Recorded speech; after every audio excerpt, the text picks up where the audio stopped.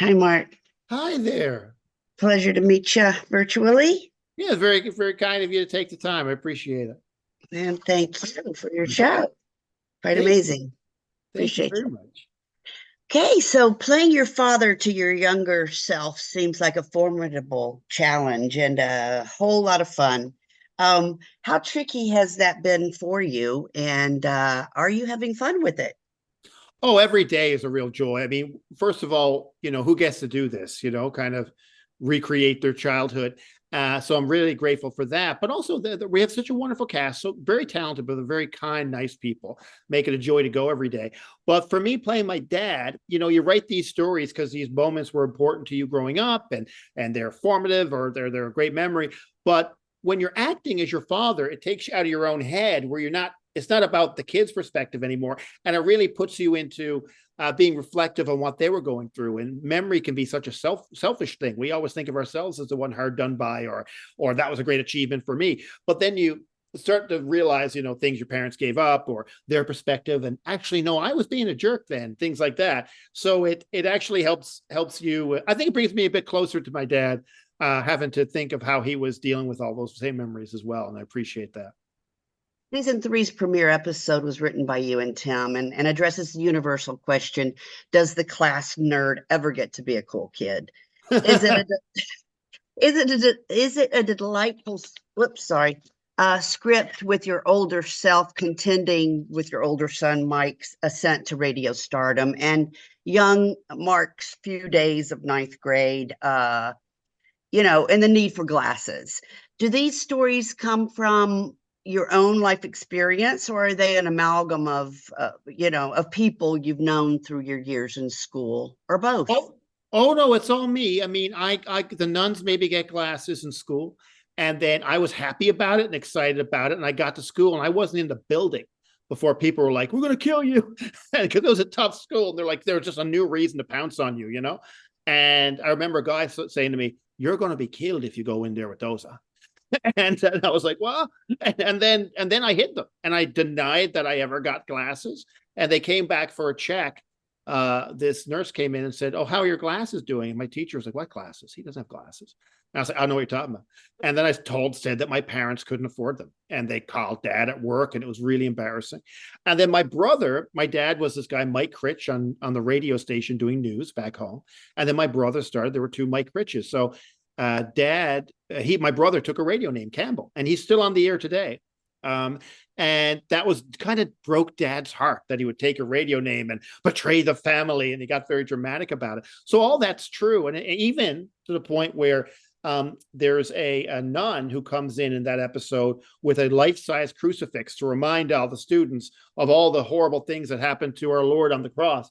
And that happened to me. It was a male teacher who had made a giant crucifix and decided to bring it to this class to show people. And he was late for all the classes because he's lugging this thing around. So the more ridiculous the thing is, generally that is the real thing because you can't make it up. You really can't compete with the real memories.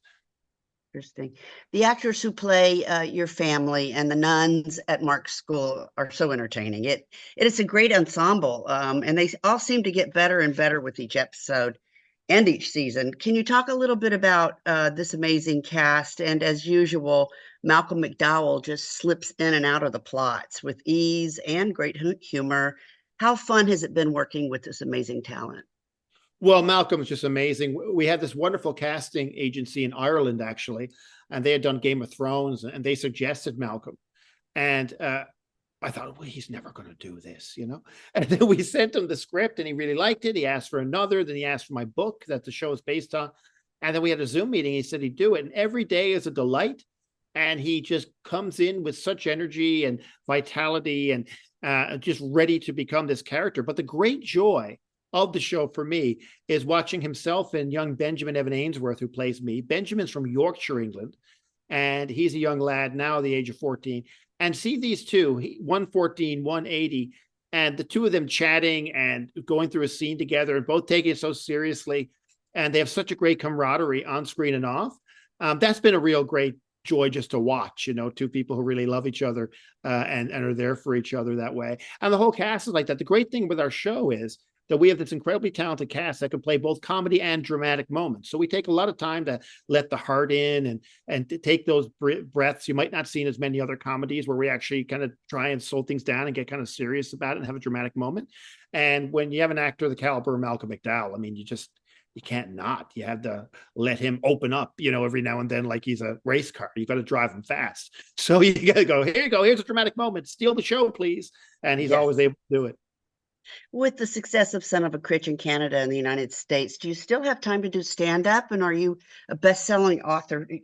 We know you're a best-selling author too. Do you have any writing projects aside from script writing for the show?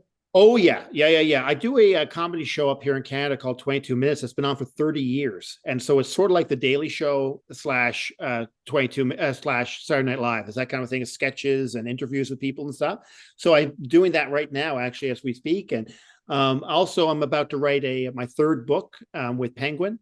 So yeah, there's a lot going on. So it's just a matter of knowing when to do things, like say pretty soon we'll start writing the next season of Son of a Critch, and then we're plugging away in between there. I'm working away on the book and things like that. So I'm used to writing all the time. It's what I've always wanted to do, and for me, it's a bit of a joy. If you can find work doing what you love, I mean, you've kind of won at life, I think. So I'm very happy to be doing it. And as season 3 unfolds, what's next for young Mark and the Critch clan? And what can you tell us to look forward to in the coming weeks? Or can you? Oh, I can. For you, anything. Thank you so much. Well, we have a wonderful thing. We see a lot of wonderful storylines for everybody coming along, especially for young Mark, in that you will see him like I did. When I was 15, I kind of snuck into a bar and did stand-up for the first time at a cabaret, and with people drinking in the audience, and Dad found out and came down, got very upset. But so that story's in there. That's a great one.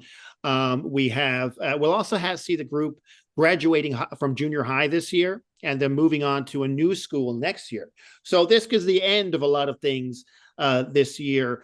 And we'll find out the will they, won't they between Mark and his love interest / bully Fox. We'll see him appear on national television for the first time in a game show. He gets very excited about that. There's lots of adventures, especially with Pop. We meet his brother, and we'll meet Mary, my mother's father, and see him clash. A great actor named Robert Joy, who is a real character actor you have seen in a million things. And so you see them clash between himself and Malcolm McDowell. So there's lots of growth and change and upheaval, but at the heart of things, it's still the same family kind of gathering together, clutching onto each other to get through the storms. Fantastic. Well, again, I can't thank you enough for your time and your great show. And I was going to ask you if there was going to be a season 4. So you already said there are. Well, we're hoping there will be. It's looking quite positive at the moment, but nothing's signed yet. So watch. People have to watch, please. We're watching, and the HollywoodTimes.today will be putting the word out for everybody to continue to watch. You're very kind. Thank you so much for your time. Okay, Mark. Thank you again. All right. Keep up the great work.